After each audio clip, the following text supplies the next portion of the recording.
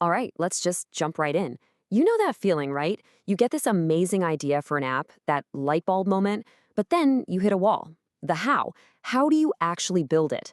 Well, today we're going to look at something that's honestly pretty incredible. We're talking about how AI is becoming a real development partner, helping you turn those ideas into actual working prototypes. And the best part, you don't have to be a coding genius to do it. So think about this for a second. What if you could build a real working app without writing a single line of code yourself? I know, it sounds like something out of a sci-fi movie, doesn't it? But this is actually happening right now. This is the new reality of AI-assisted development. And believe me, it is a total game changer for anyone who has an idea. For the longest time, the gap between a great idea and a working product, well, it's felt like this massive canyon. It was a leap that required serious technical skills, a ton of time, and let's be honest, a lot of money. But what we're about to see is how AI is building a bridge right across that canyon, making that gap smaller and smaller every day. Okay, so how does this whole thing even kick off? It's way, way simpler than you'd think. It all starts with just one prompt, a single idea.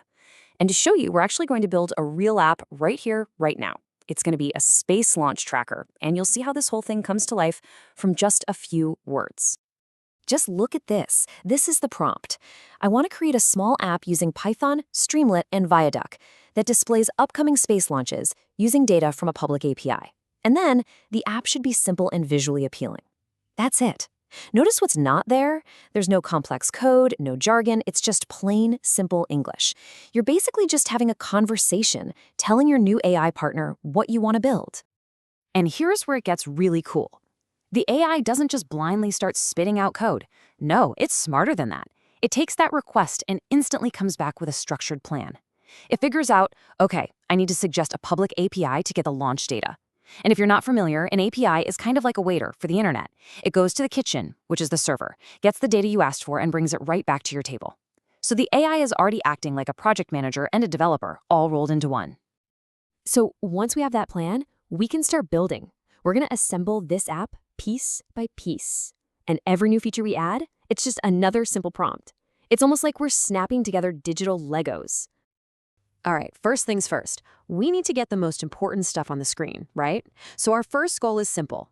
Let's get the rocket's image and the mission details up there. And how do we do it? You guessed it, another simple prompt. We just say, modify the Streamlit app to display the rocket's image and use two columns, one for the image and one for the mission details. See? We're not messing around with complex layout code or anything. We're just describing what we want it to look like, and the AI handles all the heavy lifting. Okay, we've got the basics down. Now let's level up a bit. We have all this raw data, but what if we could make it smarter? Our next goal is to add an AI-powered summary, something that takes all that technical info and makes it easy for absolutely anyone to understand. And the prompt for this is just as easy as the others. We ask it to add an AI component using the AWS Bedrock SDK, which is basically a toolkit for plugging powerful AI brains into your app, that summarizes the selected mission in plain English for a general audience. This is a huge step. We're going from just displaying data to actually interpreting it and making it useful. And this is the result. Just look at the difference. On one side, you've got that raw, technical data from the API. It's often filled with jargon that's hard to follow. But on the other side, a simple, clear summary that anyone can read, all generated by AI. That's the magic right there. That's what happens when you add a layer of intelligence. A great app needs to feel dynamic. It needs to feel alive. So for our next feature, let's add something to build a little excitement. We're going to add a live countdown timer for the launch. And check out how specific we can get here. We're not just saying add a timer. We're telling it the exact format we want. Add a countdown timer showing how long until the selected launch using the custom format T-DD HHMM. That level of control is just amazing. You can really fine-tune all the little details just by describing them. Okay, for our last big feature, let's add a really nice professional touch, something visual. We're going to add a map to show exactly where on the globe this launch is taking place. Now, this next prompt shows something really, really powerful. We're telling it, if the API provides launchpad coordinates, display the location on a small map. The keyword there is if. This is conditional logic. the AI understands that it should only show the map if it actually has the location data. So it builds the app to be smart and adaptable, not just rigid. Okay, let's take a step back and think about the big picture here. What does all of this really mean?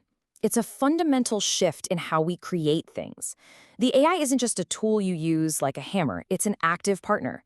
It's a collaborator in the entire creative process. So let's break it down. You can describe what you want in just plain English.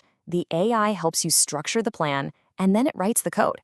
You can use tools like Streamlit to instantly make that code a live app. You connect to real-world data with public APIs, and then you can even add intelligence with something like Bedrock. But the most important takeaway, this empowers people who aren't developers to build and test their own ideas. It's huge. And here's the kicker, the thing that really puts all of this into perspective. That whole process we just walked through, from the initial idea to a working app with a countdown, AI summaries, and a map, how long do you think that took? 15 minutes. Just 15. The speed at which you can go from thought to thing it's breathtaking. And that really brings us to the most important question of all. For so long, the biggest barrier for most people was the technical skill needed to build something. But that barrier, it's coming down fast. So the question isn't, can you build it anymore? The real question is, now that you can, what will you build?